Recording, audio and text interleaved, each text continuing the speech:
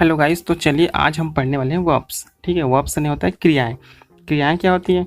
हम कोई भी कुछ काम करें, ठीक है, जिससे एक प्रकार का क्रिया हो, क्रिया का होना पाया जाए, ऐसा बोल सकते हैं, उसको हम क्या कहेंगे? क्रिया कहेंगे। ठीक है, जैसे कि हम इसको बोल सकते हैं, क्रिया वो है जिसके माध्यम से सब्जेक्ट के कार्य या अवस्था स्थिति की जानकारी मिलती है, उसे क्रिया कहते हैं। और इंग्लिश में बोले तो verb is one which describe the action और the state of the subject.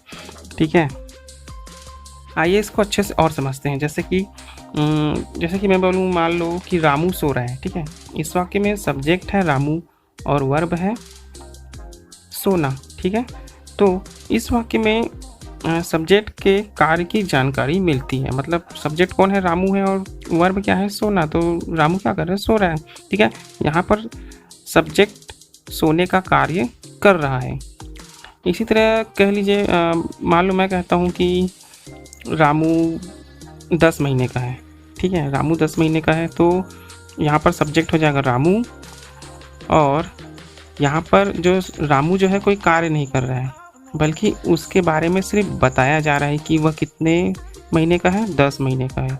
ठीक है, तो इस वाक्य में सब्जेक्ट के कार्य की नहीं बल्कि उसकी अवस्था की जानकारी मिल रही है। ठीक है ना, अवस्था का सीधा मतलब है कि सब्जेक्ट किस समय में, वर्तमान में, बीते हुए कल में, या फिर आने वाले कल में किस अवस्था में है।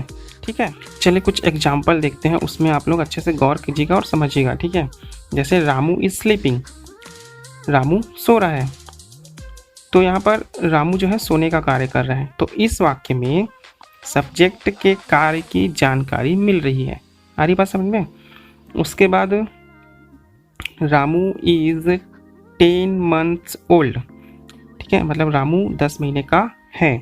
तो इस वाक्य में जो सब्जेक्ट है के कार्य की नहीं, उसके कार्य की नहीं है ना, किसकी बात हो रही है? वर्तमान अवस्था की जानकारी मिल रही है। ठीक है, वर्तमान में रामू 10 महीने का है। ठीक है, तो अगला देखो, जैसे कि एक और example, Ramu was 10 months old. ठीक है, रामू 10 महीने का था। ठीक है, तो रामू 10 महीने का था, मतलब इस वाक्य में जो सब्जेक्ट है कार्य की नहीं बल्कि बीते हुए समय की एक अवस्था की जानकारी मिलती है। मतलब बीते हुए समय में रामू 10 महीने का था। ठीक है, तो ये बीते हुए समय का अवस्था की जानकारी मिल रही है।